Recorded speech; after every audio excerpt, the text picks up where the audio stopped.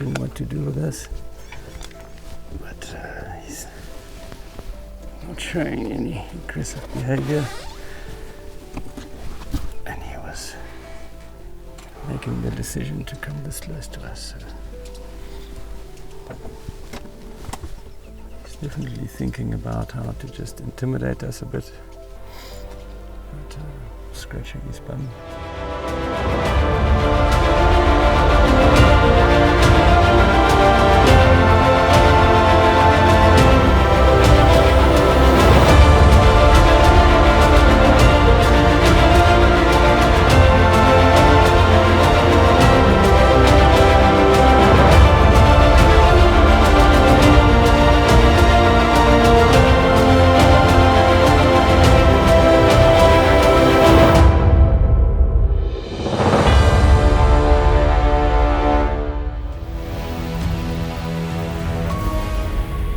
Serengeti Show Live, welcome guys, another day and beautiful weather, or better than yesterday, so no rain, less bouncing around. So we're going to see what we can find you today. Cheetah, hopefully, but you never know. Come join us.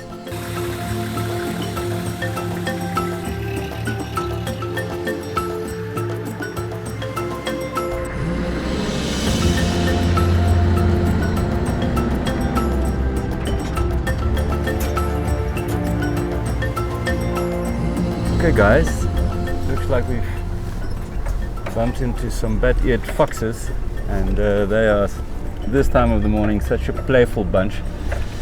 Looks like it's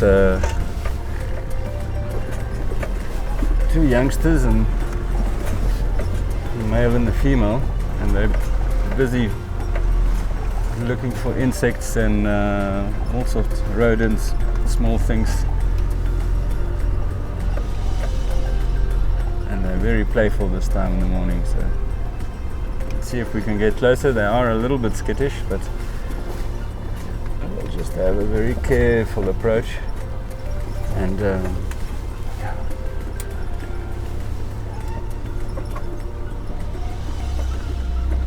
There's 4 of them, so it's definitely some sub-adults and then 2 adults. Beautiful morning. Not much rain, so it's a good day. 5 of them actually, so doing really well. Very gentle approach, they're busy grooming. There's a little bit of transfer of disease between bat-eared foxes and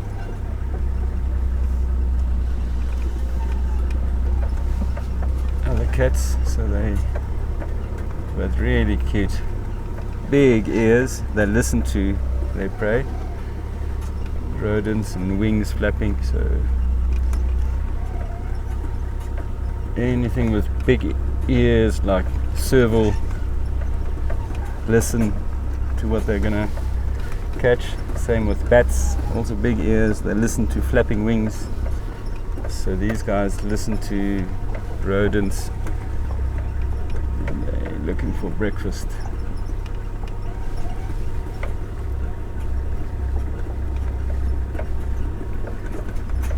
I think we have a good spot here, so I'll just give them some time to relax. And wow, beautiful ears.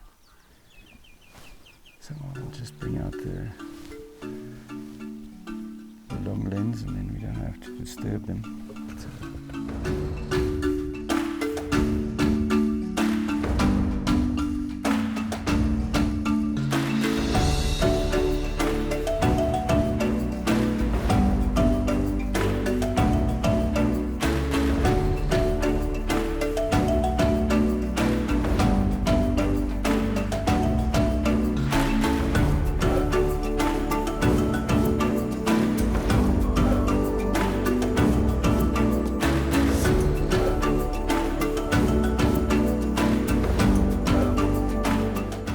So they've settled nicely again, so we are not disturbing them at all, and you can see how relaxed they are, busy grooming.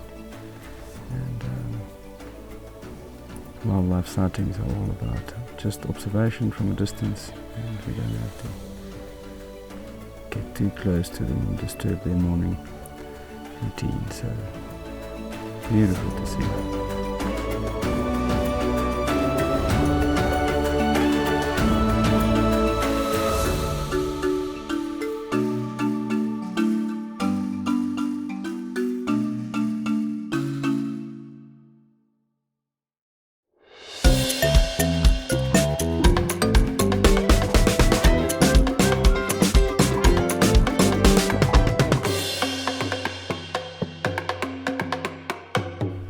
Hi guys, welcome back to Serengeti Show Live. You must be wondering, how are we producing 30 episodes right here in the bush and in the rain? First of all, you need power. So we're generating power with our solar panels over here, and there's a big battery bank over there. We then invert it to 220 power and we charge all our things for that. So a very nice sustainable way of production. Then come and have a look at a bit of the equipment. The Beast Canon 5D Mark IV with a very nice 100 to 400mm lens and a times 1.4 extender. Sound is very important. Recorder, zoom, the Beast, a couple of GoPros for the close-up shots. All of this gets covered in bags and keep it dust free. Everything needs to be stable, tripods and stabilization. Music for when everything goes a little bit crazy. Then we have a production team that's behind the computers. Evgenia and Sally over there. Evgenia is doing the webpage at the moment as we speak.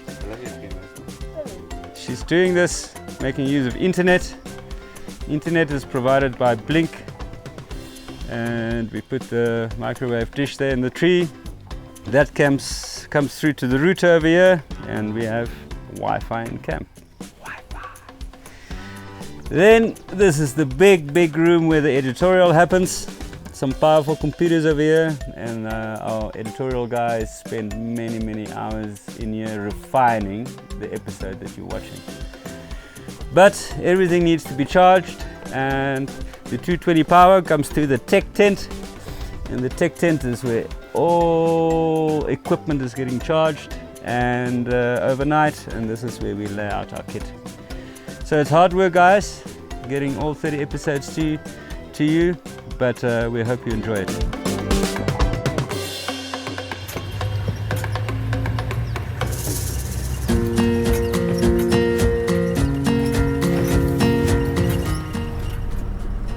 Guys, some beautiful Cokes hartebeest, as in Coca-Cola, C-O-K-E, and they're part of the hartebeest family. And a very distinctive thing about hartebeest is they've got a sloped back and very good runners, endurance, and very good speed, sharp horns that they really use well, and beautiful. Let's see how close we can get, but quite relaxed. So quite a few species of hartebeest. But here in Serengeti you have Cokes hartebeest. See the white bums. They come out here into the marshes for safety at night. And from here they will slowly go out for grazing. Stunning to see. There's a baby.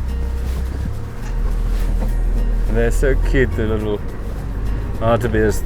They bounce. Very distinctive way of running. More of a bounce through the tall grass.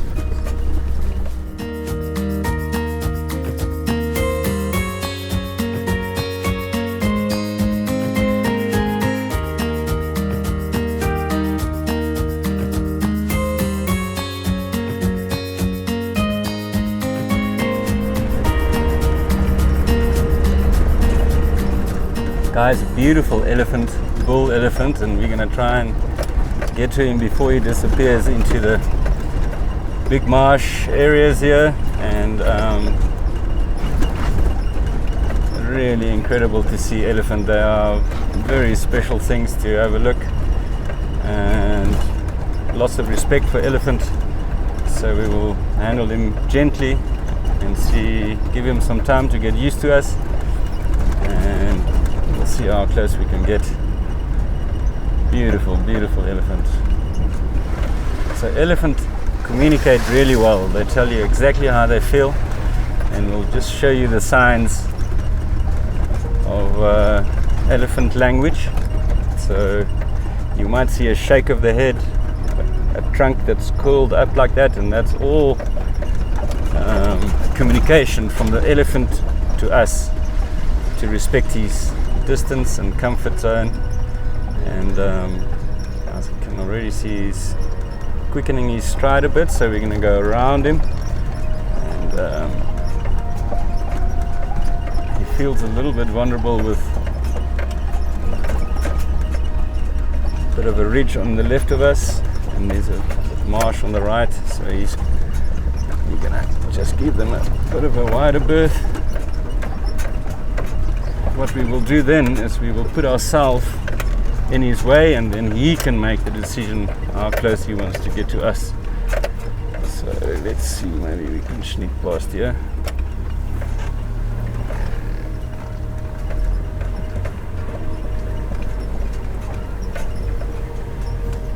Don't want to upset him.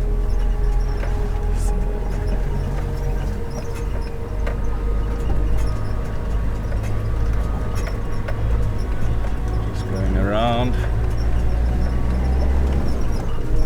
See how close he wants to get to us. That's the key with the elephant. Every animal has its comfort zone and comfort distance, and it's much better if they can make the decision on what that distance exactly would be. So we're going to just try and get through here. Not that easy, but I think we'll give ourselves a bit more distance.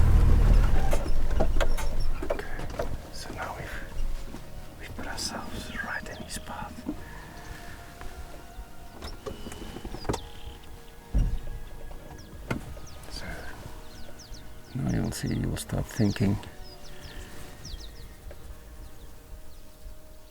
what a beautiful elephant.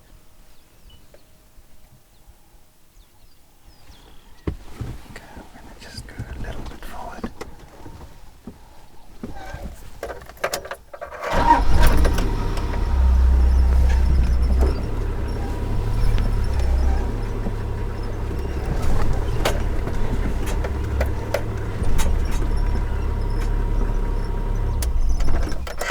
So there he changed direction. He wanted to walk in front of us, and now he's going to go behind us. So he's more or less reached his comfort distance, which at this point in time is about 30 meters or so. So he's now decided to go. It will give him time to relax. With animals, you have to give them time to become comfortable with our presence, and then he will realize that we're not a threat. You can see with bull elephants, they've got a round head, the females a lot more square. Beautiful tusks, very functional, and not too long, so you can actually use them.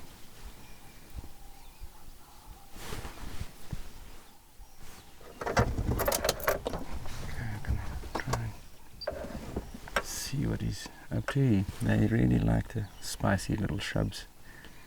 Very selective with the trunk. Pick out exactly what they feel like for breakfast.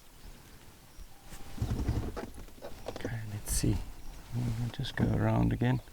Let's see what he's up to.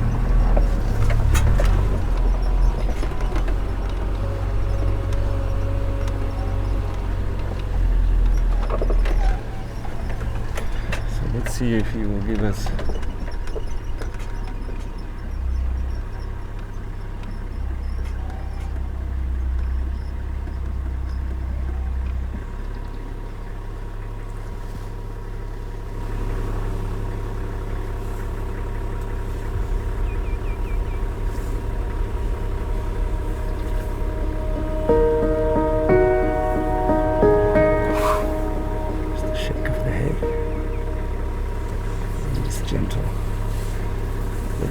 first communication.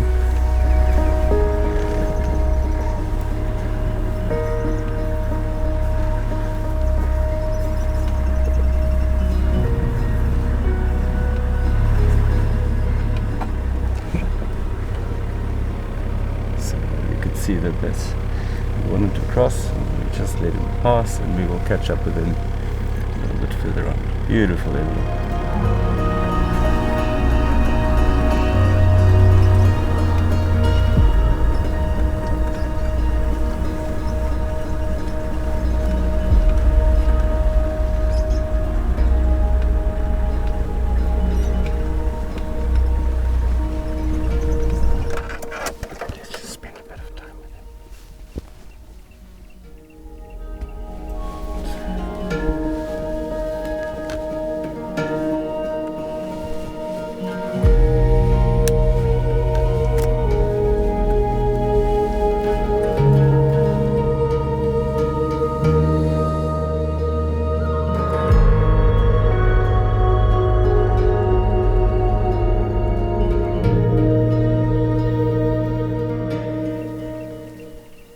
Feeding, so that means he's quite relaxed, otherwise he wouldn't be eating at all.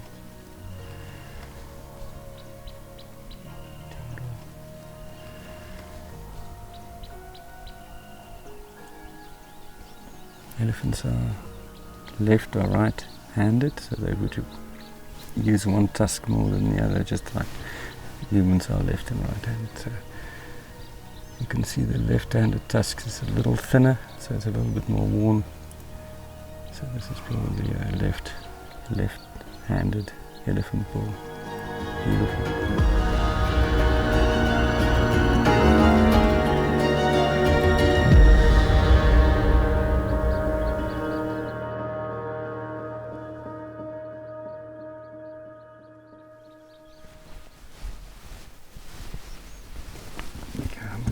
Go around, and hopefully you will do another walk past.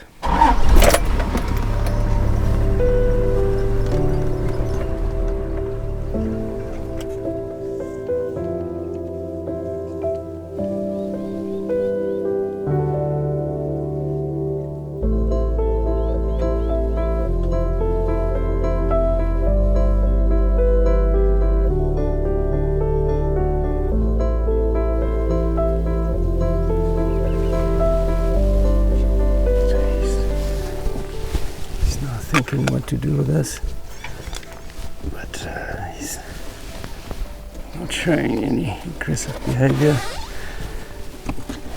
and he was making the decision to come this close to us, so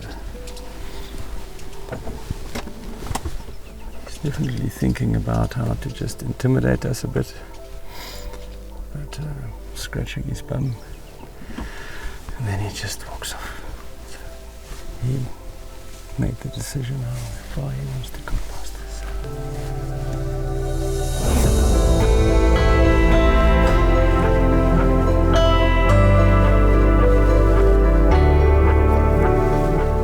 Wow guys, incredible elephant that we just saw, and we're going to head a little bit west to go and try and find the migration, and then see if there's some cats around, hopefully some cheetah, and we'll probably end back again at Hidden Valley in the afternoon or sometime this morning.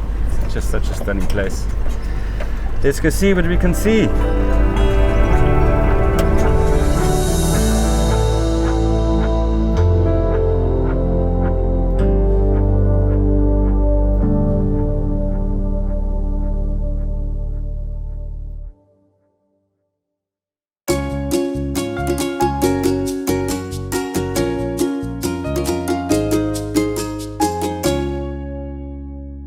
Hi there guys, welcome back to Kids Corner. Today we're going to learn how to make a fire. First things first, you can only make a fire in a designated fire making place. No fires in the living room, no fire on the carpet, and you must have a grown-up with you. Okay, so you have to be organized to make a fire. You must make sure you have paper to burn, small sticks, medium sticks, bigger sticks, and then the last really big sticks. So what paper do you use? You can use accounting papers, tax returns, or ask your dad for any of those papers that he never uses. Okay, all right. So first you crumble up the tax return and you put it there, not too tight because then it will struggle to burn. And the reason you use the paper is because it's really easy for paper to burn. So this is what you use to start a fire. So you crumble them up like that. Then you can use one of the bigger pieces just to give your fire some support and structure. Very, very important is the small sticks. Get as many as you can. Okay. All right, so you put the small sticks on, and remember that you need to keep a space where you're going to light the fire. Excellent. Then you can put a few of the medium sticks over that, so that will start burning quickly. If you do it properly, then it will work the first time. At this point, when you have the small sticks and the medium sticks on, you can light the fire with one match. So how do you light a match? You take the match out of the box, you close it again, and then you find out where is the wind coming from. So the wind is blowing this way. So then you're gonna start the match, and you're gonna protect the match so the wind doesn't blow it out. Like that. Then, ooh, it's a bit windy. You light the paper.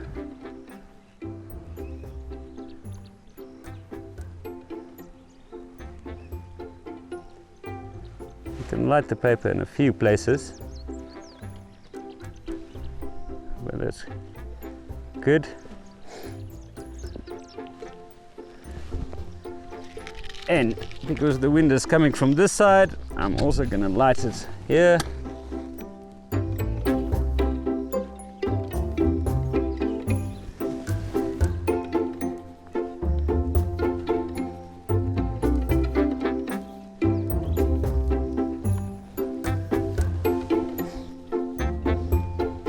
And now we hope the fire will slowly start. Fire needs three things. It needs fuel, oxygen, and enough heat or a match to start it with. So those three things we have. So don't pack it too tight. Okay.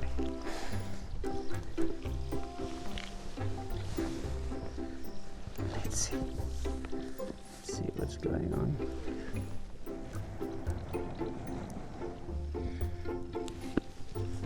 There, we gave it a little bit more oxygen.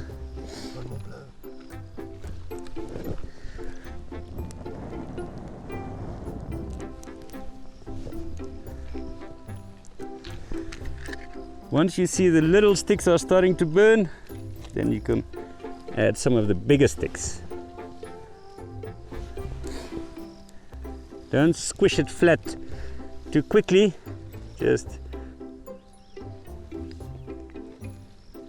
you see that one is a bit heavy.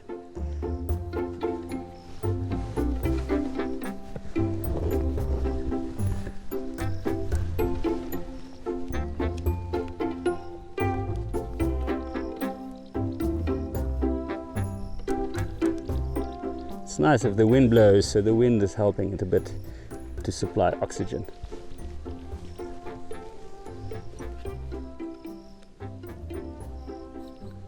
It's good to be patient. Don't add them too soon. And then that's how you build a fire, guys. Watch again tomorrow for another episode of Kids Corner. Hi guys. What an amazing fire Carel just made. The other thing that's very important to remember when there is a fire is that you need to be careful because fire can burn. So running round and round the outside is not a good idea because there can be loose logs and sticks. They can snap. You can burning. There's no hospitals close to this place. So while we're talking about safety and fire safety, I think it's very important to remember that when you're out in the bush, you do have to take care because things are not the same at home. One of the things that we have here is obviously we sleep in tents, and those tents have lots of long ropes, things that if you're running around in camp, you can trip and fall pluts on your face. And again, we're not close to any hospitals, so we might be able to patch up some blood, but any broken bones and things, tricky. So be careful of ropes. When you're walking around, especially at night, you should rather walk in twos because at dark, things get different. It's a little bit scarier. You can hear lions and hyenas, and you don't quite know where they are. So it's really important to walk with someone because if you're on your own, they could spy you before you spy them. It's also important to take a torch or flashlight with you so you can see where you're going. That means you can see the eyes of the animals and any of those ropes that you might trip over. So take care when you're in camp, be careful and look around, watch where you're going. There's also some holes and things you could trip or fall. And the other thing that's important to remember is that in those holes live things like snakes and there's bugs and insects. So you don't want them to come into your tent because if they want to sleep with you, they're not really a good sleeping partner. So keep your tent closed completely at all times and then you'll be safe. The other thing that's really important to remember is that you must listen to the grown-ups, whether it's the guide or your mom and dad. If they say be quiet, you be quiet instantly. If they say please do this, you do it instantly because out here there's no second chance. So take care, make sure you pay attention to what's going on around you, walk in twos, take a torch, keep the tent closed and don't run alone at night. Stay safe out there. Beautiful morning. We're back at Hidden Valley and so hard to stay away from this beautiful place. We know there are lions here, so we only saw the lionesses. So let's see if we can find the rest of the pride. Have a look.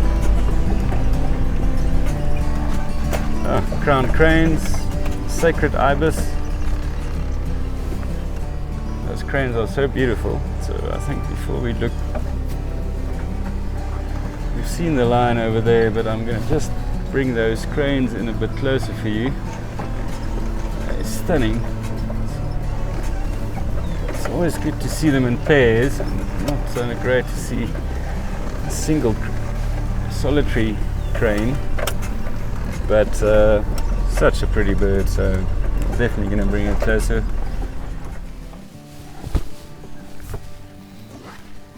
If you are distressed or that we are driving off-road in the Serengeti, we have a filming permit, so we have special permission to bring you the Serengeti during this time, so no need to write that nasty email. All our papers are in order.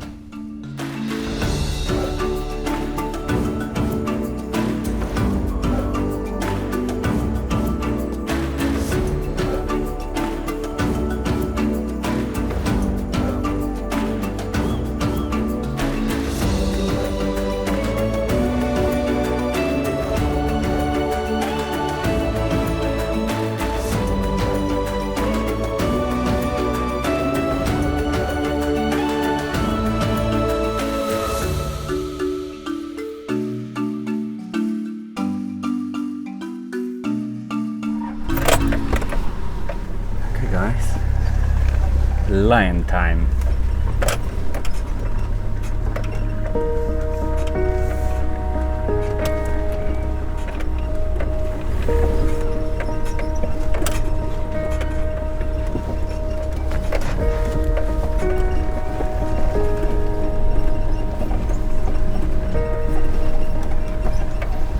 Yeah, definitely heading in this direction.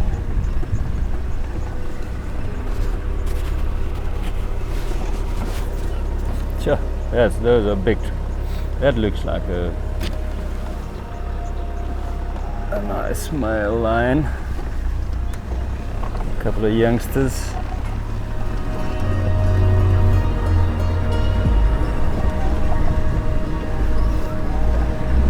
So I'll just follow the tracks here. There they went.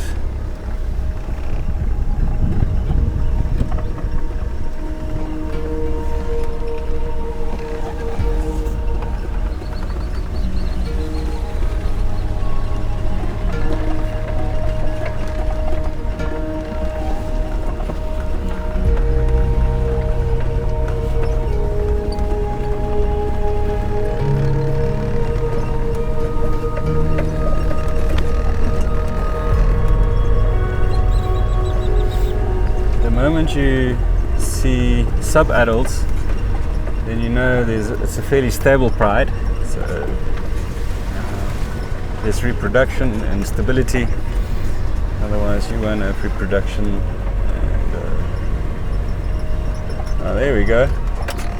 Just here on the left, looks like the youngsters. So more interested in the big male, but let's go and have a look at the youngsters anyway.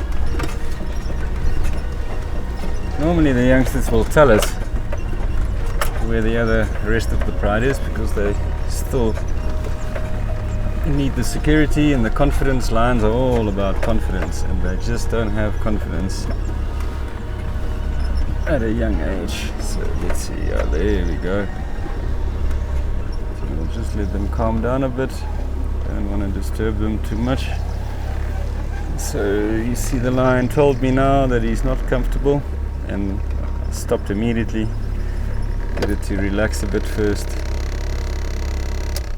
Wait for it to lie down again. And then I can gently, you can see it looking.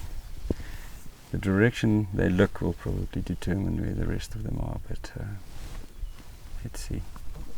First wanting to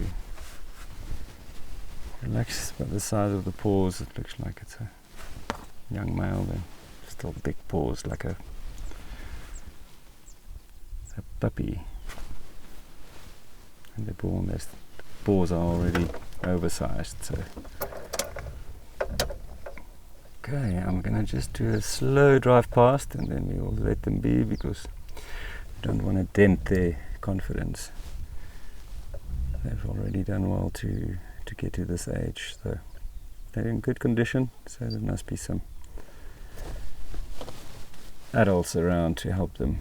Let's have a look. So I'm not approaching them directly.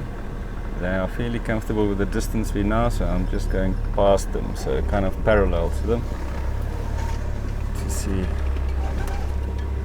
they're okay. They will probably take us to the rest of the pride, but I will just inquisitive, having a look at us. So that's going to be a handsome male lion, that one, when he grows up.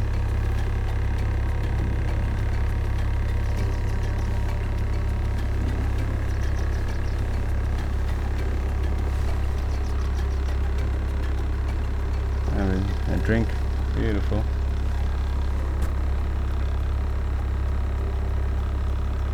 Brother following, so chances are good that these two young males will spend the rest of their lives together, and they will team up and form a coalition. The reason for the coalitions is for protection against mostly hyena packs. Why in the Serengeti you have coalitions of up to 5 males in a pride, so that's purely for protection. Beautiful drinking.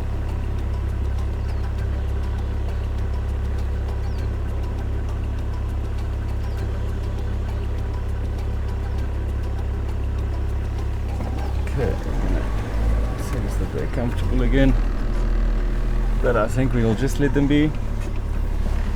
We'll go look for the adults. Look at that close bond they have already. interaction there. Yes, generally a very tight bond between siblings. So let's have a look.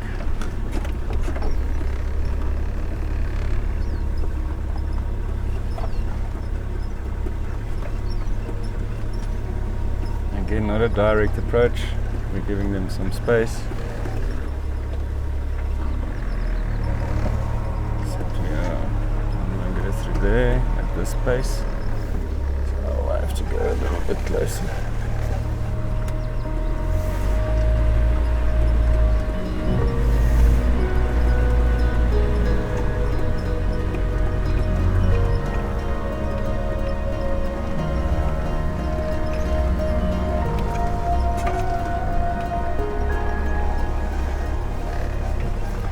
Okay, let them be.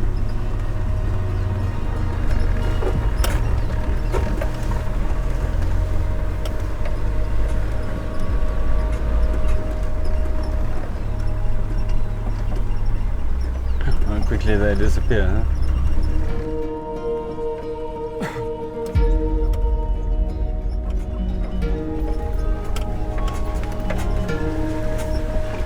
So now we are after, I've seen the adult, probably male tracks, so we're going to see if we can find the dominant male of this particular area.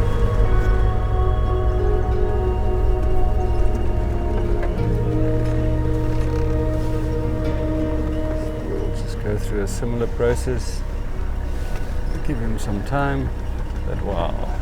Big mane, looks like a gentle face, but a magnificent mane on this line that we'll just show you now.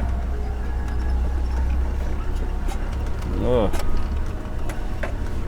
tough out here. That's a beautiful line. Seemed to be quite relaxed. He just lifted his head up.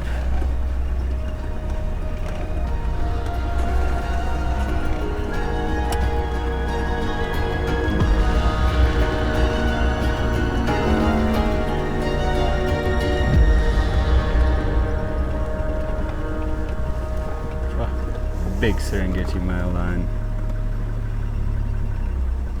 These are the genes for the next generation.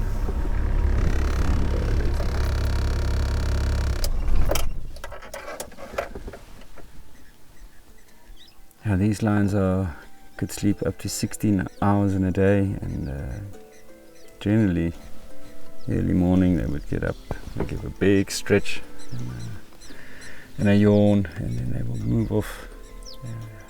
Perhaps for a drink or to go and patrol the territory. And magnificent. It makes you feel insignificant when you look into a big male lion's eyes, and this is such a beautiful lion. Big mane that's forming some dreadlocks of all the mud and of the Hidden Valley kind of area. So yeah.